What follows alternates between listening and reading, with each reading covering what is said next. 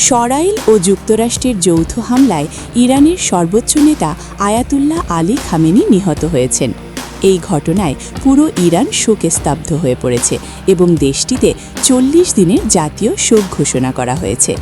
এদিকে সর্বোচ্চ নেতার মৃত্যুর প্রতিশোধ নিতে ওই অঞ্চলে থাকা মার্কিন ও ইসরায়েলি ঘাঁটিতে ভয়াবহ হামলার হুঁশিয়ারি দিয়েছে ইরানের Islamic Revolutionary Guard Corps IRGC।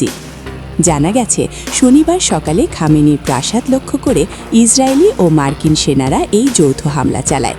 শনিবার রাতের দিকে ইসরায়েলি প্রধানমন্ত্রী বেনিয়ামিন নেতানিয়াহু সর্বপ্রথম খামেনির মৃত্যুর খবরটি প্রকাশ্যে আনেন।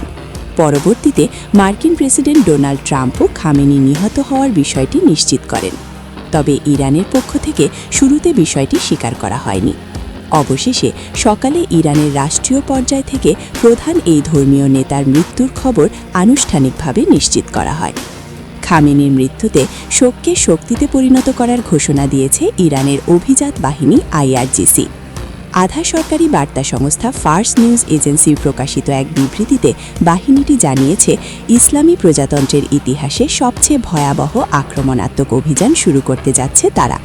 বিবৃতিতে আরও বলা হয়, কয়েক মুহূর্তের মধ্যেই এই অভিযান শুরু হবে।